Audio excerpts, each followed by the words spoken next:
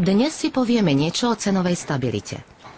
Rada guvernérov Európskej centrálnej banky cenovú stabilitu definuje ako medziročný nárast harmonizovaného indexu spotrebiteľských cien eurozóny o menej ako 2%. Mohli by ste nám to prosím vysvetliť trochu jednoduchšie? Skúste si predstaviť nákupný košík, v ktorom sú rôzne výrobky. Napríklad chlieb, paradajky, mlieko, alebo aj topánky a počítače. Celková cena tovaru v takomto košíku sa pravidelne vyhodnocuje a zisťuje sa, o koľko sa za rok zvýši, alebo vo výnimočných prípadoch zníži. Všeobecne povedané, ak je nárast jeho ceny nižší ako 2%, máme cenovú stabilitu. Je to už jasnejšie? Dobre, poďme teda od začiatku. Na čo sú nám vlastne peniaze? Keby sme ich nemali, museli by sme si navzájom vymieňať veci. Ako by pekár zaplatil za ostrihanie? Ponúkol by holičovi chlieb. Ale čo ak by holič chlieb práve nechcel? Ako by mu pekár zaplatil? A celé sa to začína komplikovať. Práve preto boli vynájdené peniaze. Uľahčujú obchodovanie. Ale pozor, hodnota peňazí nebola vždy stála. V niektorých obdobiach ceny závratne rástli.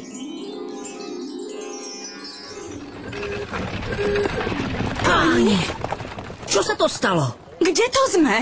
Neviem, ale zrazu som hladný. Pozri na to.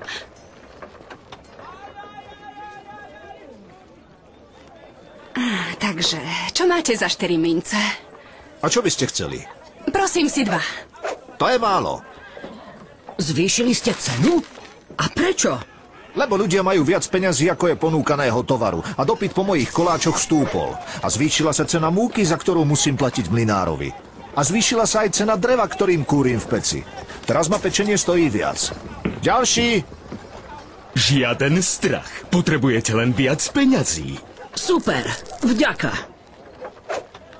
To snad nie je pravda. On zase zvyšuje ceny.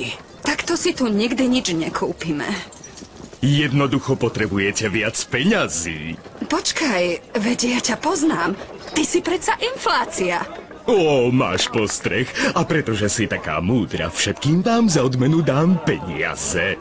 Nie, prestaň! Paráda, to je super. Práve naopak. Ak majú ľudia príliš veľa peňazí a tovaru je stále rovnako, ceny sa zvyšujú a peniaze strácajú svoju hodnotu. Pozrite, koľko za ňu pýta.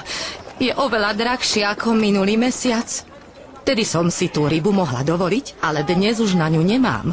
Ceny stále rastú, ale môj dôchodok je stále rovnaký. A moje úspory každým dňom strácajú hodnotu. V takýchto časoch vždy trpia tí chudobnejší. Takže takto vyzerá tá inflácia. A keď sa raz rozbehne, je ťažké ju zastaviť. Už je tu zas. Zmiznime odtiaľto!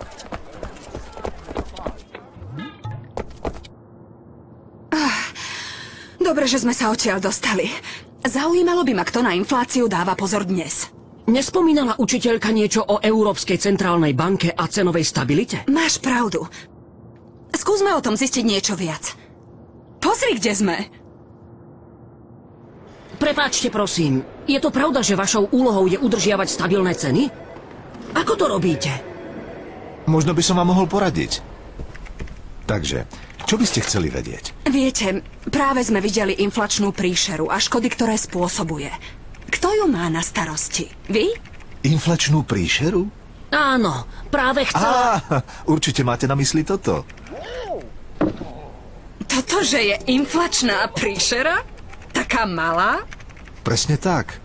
Našou úlohou je udržiavať stabilné ceny. Snažíme sa, aby inflácia strednodobo neprekročila 2%, ale aby zároveň bola tesne pod touto hranicou. Ale ako to robíte? Sledujeme riziká, ktoré by mohli cenovú stabilitu ohroziť. Robíme 2 druhy analýz.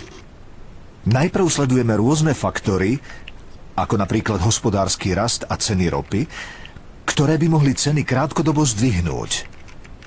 A okrem toho dávame pozor na to, koľko peňazí v hospodárstve obieha, pretože to môže zapríčiniť rast cien v strednodobom až dlhodobom horizonte. Ale prečo? Pretože vieme, že vysokú infláciu v minulosti vždy sprevádzalo príliš veľké množstvo peňazí v obehu. Keby sme mali príliš veľa peňazí a príliš málo tovaru, riskovali by sme vyššiu infláciu. Ako keď si na trhu všetci chcú kúpiť tie isté koláče. Presne tak, ale inflácia vzniká iba v prípade celkového zvýšenia cien. Teda nielen koláčov, ale všetkých tovarov a služieb. Ale čo sa s tým dá robiť? Môžete napríklad pekárovi zabrániť, aby zvýšil ceny? To nie, ale rozhodujeme o výške úrokovej sadzby. Vysvetlím vám to. Ak si vezmete pôžičku, napríklad na kúpu auta alebo novej chladničky, zaplatíte aj úrok, ktorý sa vypočíta na základe úrokovej sadzby. Inými slovami, úroková sadzba je vlastne cena peňazí. Čím vyššia cena peňazí, teda úroková sadzba, tým nižší bude dopyt po peniazoch. Jasné, ľudia si požičiavajú peniaze menej, keď sú príliš drahé. Presne tak. Preto je našou úlohou stanovovať výšku úrokových sadzieb. Jasné, aby ceny zostali stále stabilné. Správne. A navyše, stabilné ceny u ľudí vyvolávajú dôveru. Vďaka tomu sa ľahšie sporí a investuje. Ak pôjdete o pár mesiacov na nákup, všetko bude stáť zhruba rovnako ako teraz. Ak sú ceny stabilné, aj podniky viac investujú a tým podporujú hospodársky rast a vytvárajú pracovné miesta. A krajina potom určite lepšie prosperuje. Ale ak táto príšerka začne rásť, pre hospodárstvo to môže byť problém. Kvôli nej môžu ľudia dokonca stratiť dôveru v peniaze, preto my všetci v Európskej centrálnej banke a eurosystéme berieme svoje poslanie veľmi vážne. V eurosystéme? Eurosystém tvorí Európska centrálna banka a národné centrálne banky krajín eurozóny. To však nie je všetko, na čo dohliadame. Naozaj? Áno, toto je deflácia. A to je zas čo? Deflácia je všeobecný pokles cien. To znie dobre. Dobré to teda určite nie je. Deflácia môže ekonomiku poškodiť, rovnako ako inflácia. Keby napríklad všetky ceny neustále klesali, tak by ste svoje nákupy stále odkladali, lebo by ste čakali, že o týždeň bude všetko lacnejšie a o mesiac ešte lacnejšie. Z rovnakého dôvodu sa podnik môže rozhodnúť odložiť investície a hospodárstvo bude trpieť. Tieto malé potvory sú riadne nebezpečné. Takže, čo je hlavným cieľom Európskej centrálnej banky a eurosystému? No, Udržiavať cenovú stabilitu. správne. A bojovať s inflačnou príšerou. Máš pravdu, aj tak sa to dá nazvať. Áno.